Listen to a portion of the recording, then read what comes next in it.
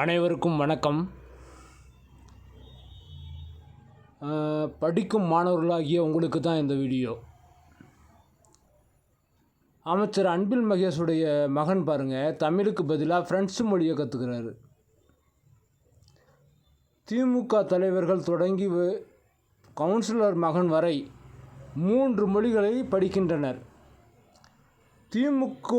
திமுகவினர் குழந்தைகள் 3 மொழி படிப்பது தவறில்லை. அரசு பள்ளி மாணவர்கள் படிப்பதை ஏன் தடுக்கிறீர்கள்? தமிழை வைத்து அரசியல் செய்கிறார்கள். ஆக இது தமிழக பாரதிய ஜனதா கட்சி தலைவர் அண்ணாமலை அவருடைய கருத்து சொன்னதுங்க. இப்போ நம்ம சாப்டருக்கு வருவோம். பார்த்திங்கன்னா கேரளா பக்கத்து மாநிலம். இங்கே பார்த்திங்கன்னு சொன்னால்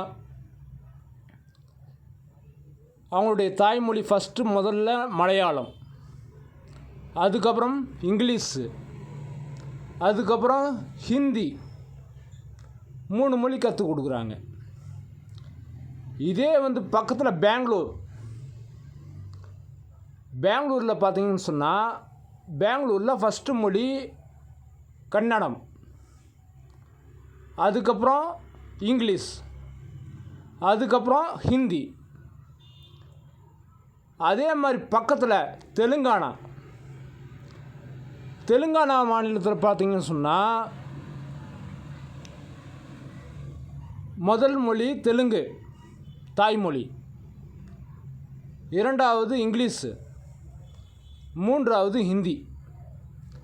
ஆக எல்லா மாநிலத்துலேயும் ஹிந்தி மொழி கற்பிக்கப்பட்டு தான் வந்துட்டுருக்கு, நம்ம தமிழ்நாட்டை தவிர.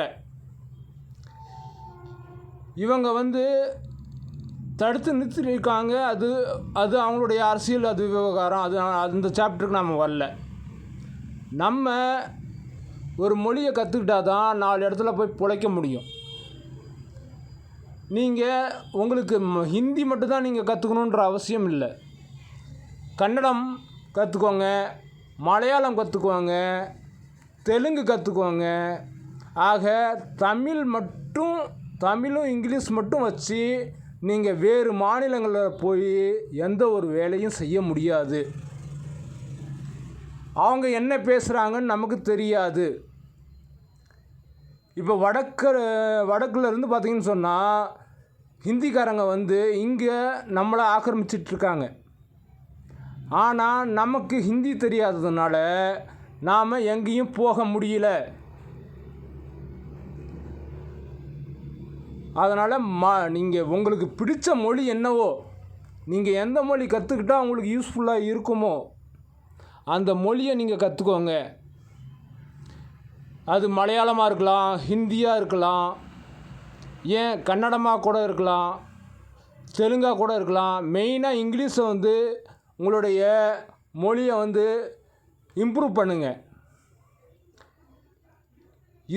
இப்படி நீங்கள் ஏதோ ஒரு 4 மொழி கற்றுக்கிட்டிங்கன்னா 4 மனிதர்களுக்கு சமங்க. நீங்கள் 4 பேர்கிட்ட போய் கேட்க வேண்டாம், என்ன சொல்கிறார் இவர் அப்படின்ட்டு போய் கேட்க வேண்டாம். அதனால் நீங்கள் கற்றுக்கிட்டிங்கன்னு சொன்னால், ஒரு 4 மொழி கற்றுக்கிட்டிங்கன்னு சொன்னால் 4 இடம் போகலாங்க. 4 இடம் போய் 4 இடத்துல என்ன நடக்குது, அவங்க என்ன பேசுகிறாங்க, எல்லாமே நம்ம நம்ம கற்றுக்கணுங்க. அரசாங்கம் கற்றுக் கொடுக்க மாட்டேன்றாங்க. அவங்க மும்மொழி கொள்கை, அது அவங்களுடைய விருப்பம். நம்ம கற்றுக்கணுங்க. நம்ம தான் பக்கத்தில் பார்த்திங்கன்னா எங்கே சொல்லித்தராங்க, எந்தெந்த மொழி எங்கெங்கே சொல்லி தராங்கன்னு சொல்லிவிட்டு நம்ம கேட்டு அந்த மொழியை போய் கற்றுக்கணும். கற்றுக்கிட்டா 4 இடத்துல போனால் வேலை செஞ்சு பிழைச்சிக்கலாம். தமிழ்நாட்டில் வேலையில்லா திண்டாட்டம் தலை விரிச்சாடுது. ஆக உங்களுக்கு மொழி தெரியாதனால தான் நீங்கள் வேறு எங்கேயும் போக முடியல வெளியில். நீங்கள் மொழியை நல்ல மொழியாக கற்றுக்கோங்க. 4 மொழி கற்றுக்கிட்டிங்கன்னு சொன்னால் 4 மாநிலம் என்ன, நீங்கள் எந்த நாட்டுக்கு வேணாலும் போய் நீங்கள் ஜெயிச்சுட்டு வரலாம். இது என்னுடைய அனுபவம். அதுவும் இல்லாமல் எனக்கும் பசங்க இருக்காங்க, அவங்களுக்கும் நான் சொல்லிக் கொடுக்கணும். நீங்கள் என்ன பண்ணுறீங்கன்னு சொன்னால், நீங்கள் 4 மொழியை கற்றுக்கிட்டு 4 இடம் போய் நல்லா பேசி அதை இம்ப்ரூவ்மெண்ட் பண்ணுங்கள்.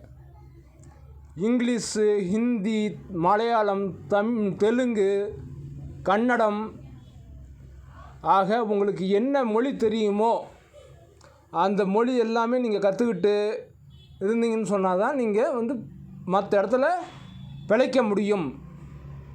இது என்னுடைய வேண்டுகோள்.